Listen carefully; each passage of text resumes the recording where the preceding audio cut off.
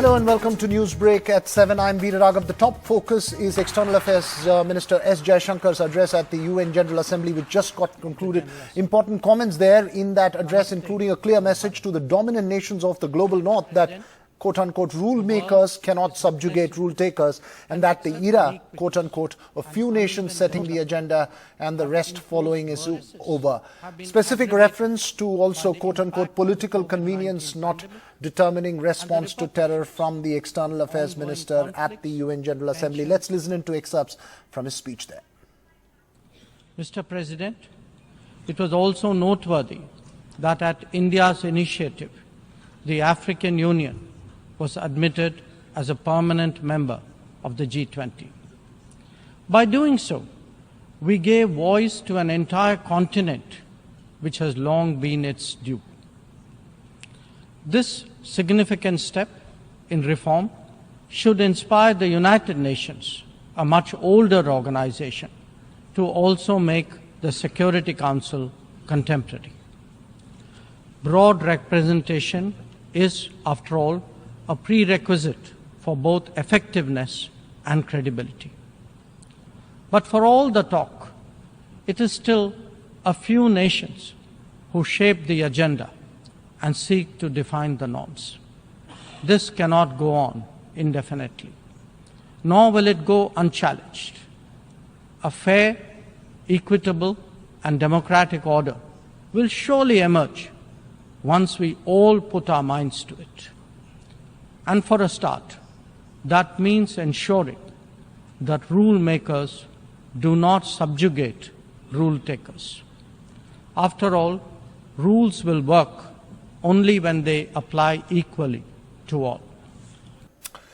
Strong message there from the External Affairs Minister. Remember, a couple of days ago, he had also referred to global double standards and dominant nations resisting change. Let's also listen to the External Affairs Ministers of Sri Lanka and Bangladesh. The Sri Lankan External Affairs Minister pointed to worries about Canada becoming a safe haven for terrorists, and the Bangladesh External Affairs Minister praised India's stand on certain issues. Some of the terrorists have found safe haven in Canada. Canadian Prime Minister has this way of just coming out with some outrageous allegations without any supporting proof. Everybody knows there was no genocide in our country. And I saw yesterday he had gone and given a rousing welcome to somebody who have associated with the Nazis in the past on the Second World War. So this is questionable, and we have dealt it in the past. We have categorically rejected those outrageous allegations. So I'm not surprised that sometime Prime Minister Trudeau comes out with outrageous, unsubstantiated allegations. We are very proud of India because they don't do immature things.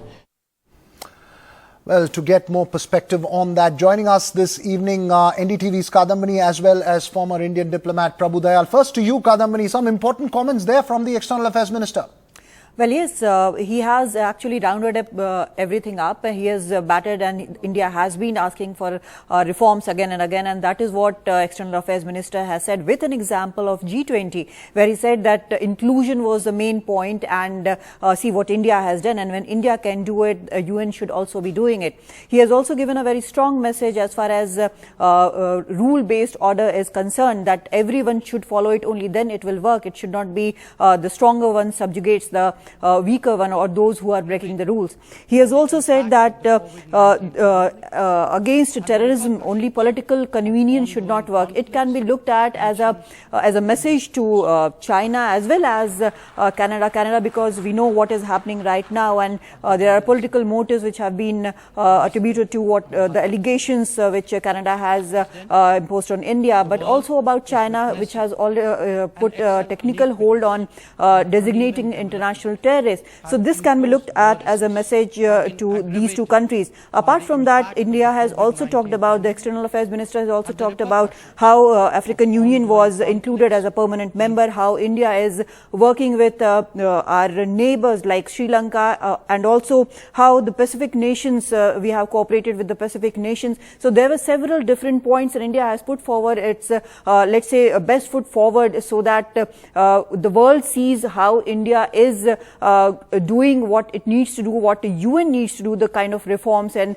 the cooperation. He has also talked about that we have moved from non-aligned movement or non-aligned situation to a Vishwa Mitra, where we are talking to everyone. He has mentioned Quad, he has mentioned BRICS, he has mentioned I2, U2, and also the economic corridor, the corridor which was announced during G20 here. So it is a complete picture which he has put forward. The most important part of of the whole speech being that UN needs to reform, and if it does not, it will be challenged again and again, as India has been doing. Right, important that you point that out, Kadambini. Yes, it is pretty much a push from India's side, as we've seen directionally, for reforms as far as the UNSC is concerned. Also underlining India's achievements in G20 and its credibility as a leader to push for that kind of a reform and expansion, and not just following orders of the dominant nations, as the External Affairs Minister has been pointing out in several aspects. As I mentioned, we're also joined by former Indian diplomat Prabhu Dayal. Sir, what's your big takeaway? Also, those references to terrorism as well as rules-based order seem very interesting. Well, thank you for having me on your show. The External Affairs Minister's speech highlighted all the major issues on which we have been trying to attract the attention of the world. First and foremost, we have repeatedly stated in the UN and in discussions outside the UN that there is a great need to reform this world body. And the External Affairs Minister correctly pointed out that it is time to take stock of the situation and the challenges, because in its present form, the United Nations is not able to take care of the challenges which it is supposed to. And this is because of the fact that it has not kept pace with the realities of the world. Our Prime Minister has himself pointed out in earlier years, when he addressed the UN General Assembly, that this body, the United Nations, was created in 1945, and the world has changed drastically since then. But the United Nations has not been able to undertake the reforms which it needed to, and therefore it has not been able to address the challenges. It has not been able to take stock of the situation correctly. The External Affairs Minister also was able to put across the point that India is a country which pursues the idea of a global good. He was able to highlight some of the positive steps which India has taken to make the world a more equitable place. I think he was very correct in pointing out some of the concrete steps. For instance, he said that in pursuance of our policy of pursuing global good, we sent relief supplies to Turkey and to Syria when they went through the earthquake situation. Right. If you remember, that particular operation had been codenamed Operation Dost.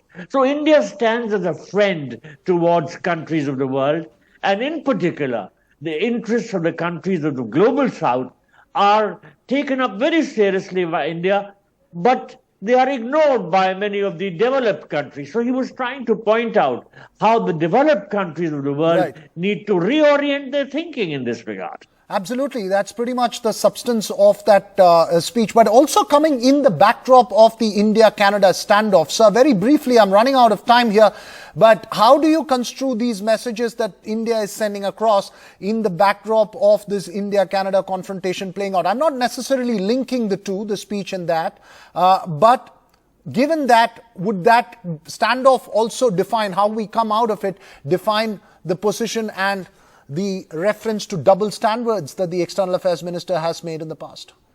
Well, the External Affairs Minister was able to put across in a very subtle manner how countries of the world are harboring terrorists and how this global problem is worsening. We are facing it front on because we have a terrorist country, Pakistan, and Canada too has emerged now in the world press as a country where there is a huge population of terrorists, not just from India, but those who are from some of our neighboring countries also. Justin Trudeau's measures, I mean, trying to put India in the dock and say that Indian agents were behind the assassination of Hardeep Singh Nijjar. Clearly, these have backfired because Canada has emerged as a country which harbors terrorists. Thank you so much, Mr. Dayal, for sharing your thoughts on that. We'll keep a close track of India-Canada ties.